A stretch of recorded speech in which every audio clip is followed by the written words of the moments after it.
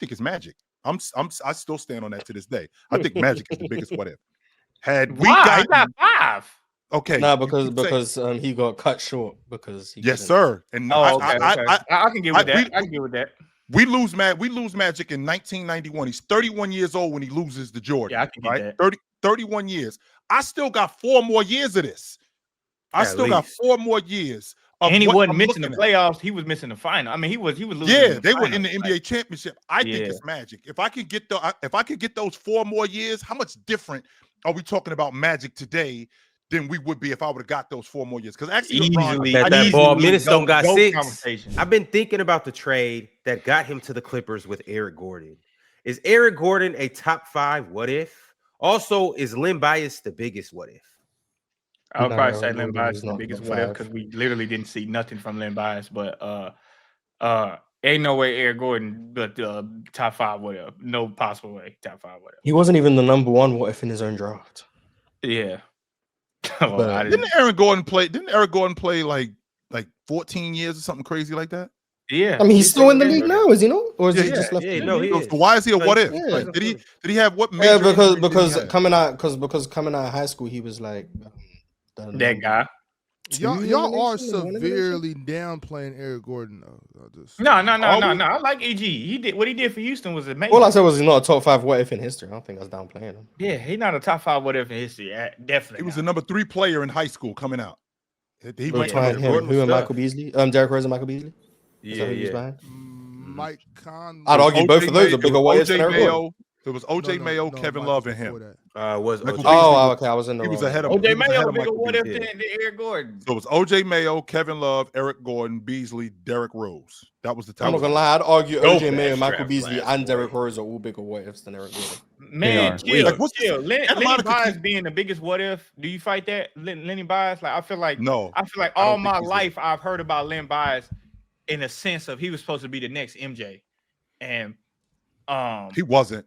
And that's what I wanted to know because I never saw Len Bias play, so I just heard all these stories about how good he was, and I know rest in peace to Len Bias, but I know people throw a little bit of extra glaze on there when you pass away. So I just want to know from Chill who might have saw Len Bias play. Yeah.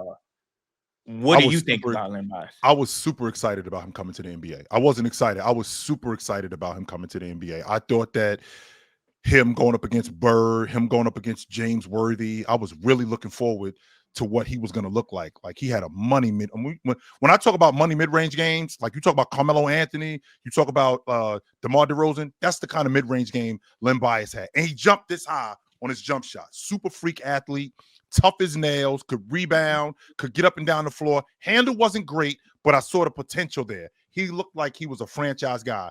Like, in fact, Bird said it, Drench. Bird said, had Lenny lived, he was going to retire. He was quitting in '88. He was out because that's how confident he felt about moving on had he lived.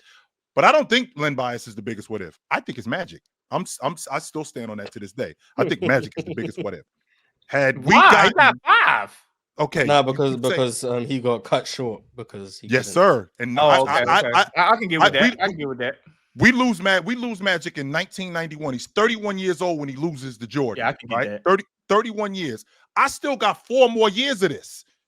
I still got 4 more years. And he wasn't missing the playoffs. He was missing the final. I mean, he was losing. Yeah, they were in the NBA championship. I think it's Magic. If I could get those 4 more years, how much different are we talking about Magic today than we would be if I would have got those 4 more years? Because actually, that ball minutes don't got 6. Conversations. Easily go conversations. I did the math. Apparently he already is. So yeah. No, I'm talking about 1, 2, 3. I'm talking about 1, 2, 3 GOAT conversations, not top 1, 2, 3 conversations. No, it's people that don't. I'll be saying Magic need his respect. I say that all the time. Magic need his respect, but they don't got Magic in them top 3 GOAT conversations.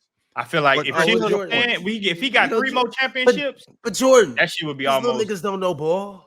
So he wasn't gonna get 3 more. Drench, to your point, Drench. When Len Bias was coming out of college, I'm trying to compare him to a guy that you might think about, but he was the guy that you building your unit around. Like AJ, he was AJ of the 80s. That's who he was. He's coming out of school. I'm building my unit around him. He was a franchise player. That's who Lenny was coming out of school. So why did he go number 2? Why did he go number 2? Because we lived in a big man era at that point, and it wasn't about it wasn't about just drafting the best player. Everybody knew Lenny was the best player in the draft. Brad Daugherty. Everybody knew Brad Daugherty. Yeah, Brad Daugherty. Everybody knew that Len was the best player. In fact, Boston didn't work anybody else out except Lenny. They didn't work anybody else out. They didn't invite anybody else up from the draft to work out for them. Len was their guy. That was it. They didn't draft. They didn't work out anybody else. But the guy that I compared Lenny to, and I know this might sound crazy to y'all, think Anton Jameson, except better mid-range jump shot, better athlete. Think better athlete, better jump shot, better around the rim, better and more of a frame. Yeah, just better everything. Chill, no. Just a better version of that. Hell no. Man, chill. All I heard growing up was the legend of Len Bias. That shit almost like awesome. Boy, they told Len Bias legends like that and in them little what you call that shit, in them little programs where they come to your school for them drug-free shit. If all the athletes, they told Len Bias story. They tried to get everybody scared straight from drugs. When they would use Len Bias, and it's like my parents would talk about Len Bias, my stepdad, they would be like, man, Lenny Bias was the next one, and then he got on drugs. So y'all need to leave them drugs alone. You hear that, Chet? He didn't y'all hear that? On drugs. He took drugs as a post-celebration party and then overdosed. It was not like he had a secret drug problem. Back then, that's all you needed. It was a one-time thing, from what I understood. It was not he was addicted to it. It was a one-time thing. Right. Okay. So we really don't know if he was addicted to it or not, though. Number 2, just because I want to respect it. I actually did watch a lot of Len Bias coming up because I also heard the story. So I went and found as much tape as I could from him in college. I'm telling you, what I saw back then is absolutely Michael Jordan. It's absolutely Michael Jordan stuff from him. The elevation on the jump shot, the footwork. The only thing I could say, he wasn't as fluid as Jordan. He was more power player than Jordan. He was like the best way to describe it would be like a less explosive Dominique Wilkins who tried to play like Michael Jordan. So and by the way, he was also definitely not Antoine Jameson though. Chill. He was he like Vince, a little bit like Vince Carter, to be honest. You know, he had a little bit of that in his game too. He was taller, right? He was taller. He was about 6'7", 6'8". Like Vince Carter. So what we talking like? Jaylen Brown just not as good. Hell no. Not as good as Jaylen Brown. Yeah, he was way better. All right, so it's the panel. Religion get built on cam. Where the check throw smoke and the host go ham. You ain't never seen hoops out here did raw. Every take got weight, every night we drop. This that barbershop. Courtside, worldwide tone. Welcome to the only show that really feel like numbers jumping like the score.